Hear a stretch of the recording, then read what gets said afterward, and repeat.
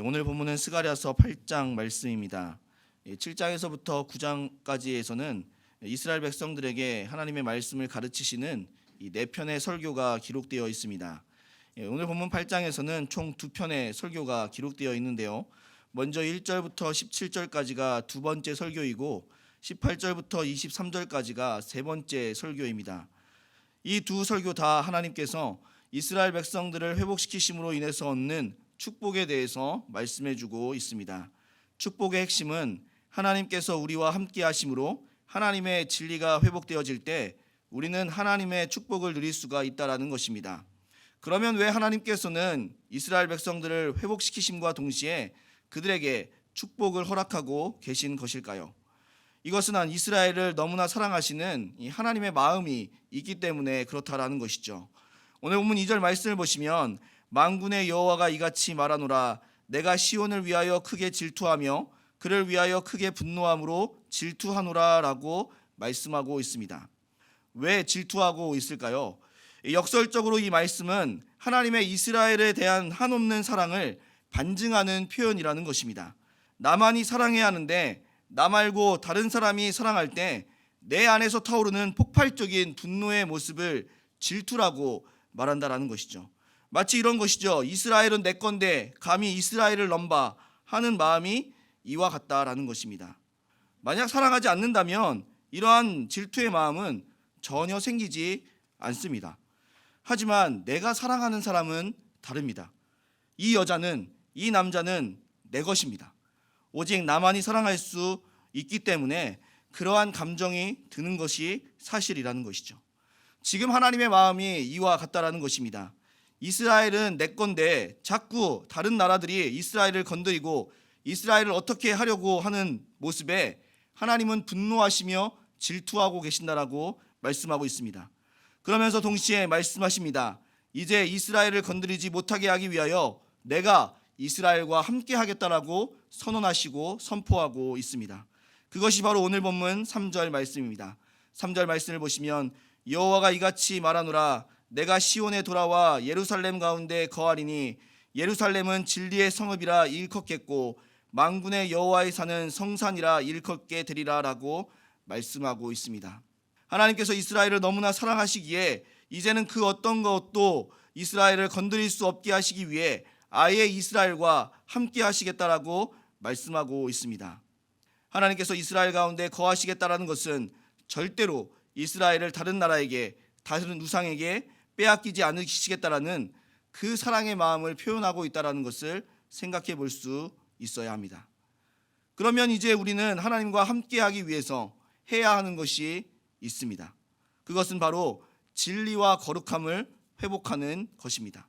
3절에 하나님께서는 함께하심의 조건으로 진리의 성읍이라 일컬어지게 되어야 함을 말씀하고 있고 성산, 즉 거룩한 산이라고 불리어야 함을 말씀하고 있습니다. 왜 이것이 선행돼야 하는 것일까요? 하나님의 백성들이라면, 하나님을 따르는 자들이라면 반드시 하나님의 뜻을 따라야 살아가는 사람들이고 하나님의 뜻을 구현하여 선한 행동을 하는 것이 옳은 모습이기 때문에 그렇습니다.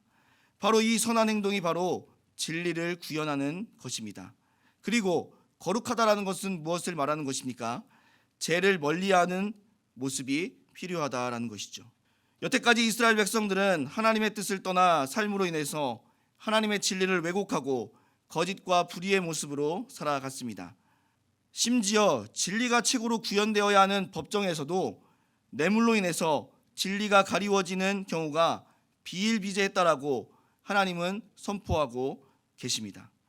그렇게 이스라엘 백성들은 바로 그 잃어버렸던 하나님의 진리를, 하나님의 진실과 하나님의 뜻을 회복해야 할 필요가 있었다라는 것이죠.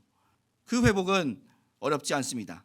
하나님의 말씀에 순종할 때 그들은 진리와 진실의 삶을 살아갈 수 있다라는 것입니다. 왜냐하면 하나님이 곧 진리이시기 때문에 그렇다라는 것이죠. 두 번째로 죄를 멀리하는 거룩의 삶을 살아가야 합니다. 하나님은 거룩하신 분이십니다. 그래서 하나님은 자신을 어둠이 조금도 없으신 분이라고 소개하고 있습니다. 그렇기 때문에 하나님은 죄인들과 함께 할 수 없으며 어둠이 조금이라도 있는 사람들과 함께 거할 수 없는 분임을 알아야 한다는 것이죠. 그들이 정말 하나님과 다시 함께하기를 원한다면 그들은 이제 죄를 멀리하는 행동을 해야 한다는 것입니다. 하나님께서 함께하심으로 인해 이스라엘은 어떠한 결과를 이룰 수가 있는 것일까요? 하나님께서는 진정한 회복과 축복을 누릴 수 있다는 것을 말씀하고 있습니다. 진정한 축복과 회복은 어떻게 이루어질 수 있냐 하면 그들의 번영과 풍요로움으로 나타날 수 있다는 것이죠.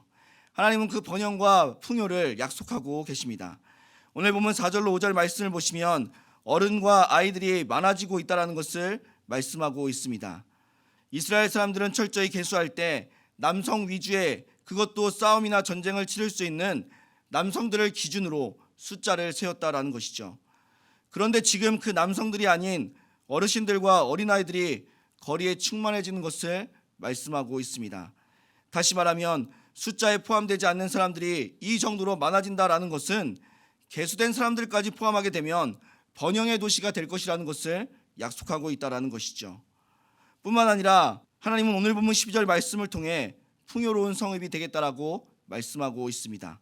12절 말씀을 보시면 곧 평강의 씨앗을 얻을 것이라 포도나무가 열매를 맺으며 땅이 산물을 내며 하늘은 이슬을 내리리니 내가 이 남은 백성으로 이 모든 것을 누리게 하리라 라고 말씀하고 있습니다.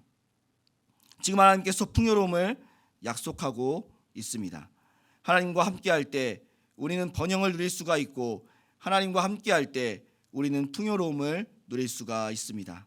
하지만 반대로 우리가 하나님을 떠나고 하나님과 함께하지 않을 때 이러한 번영과 이러한 풍요로움은 누릴 수가 없다는 사실을 알아야 한다는 것이죠. 사랑하는 우리 성도님들, 우리가 진정한 회복과 축복을 누리기를 원한다면 하나님을 떠나는 것이 아니라 하나님과 함께해야 합니다. 하나님은 우리를 너무나 사랑하시고 우리만 생각하십니다. 당연히 우리 역시도 하나님만 사랑하고 하나님만 생각해야 합니다. 그러기 위해서 우리는 먼저 진리 되신 하나님의 뜻을 따라 진실된 삶을 살아가야 합니다. 진리 되신 하나님의 말씀에 순종하고 따를 때 가능함을 알아야 합니다. 또한 거룩하신 하나님을 닮아가야 합니다. 우리 안에 있는 죄의 모든 모습들을 제거해야 합니다. 그럴 때 우리는 하나님과 함께할 수 있으며 함께함을 통해 하나님의 축복과 회복을 경험할 수 있습니다. 오늘도 하나님과 함께하심으로 하나님의 기쁨과 평화를 누리실 수 있는 우리 모든 성도님들이 되시기를 주님의 이름으로 소원합니다.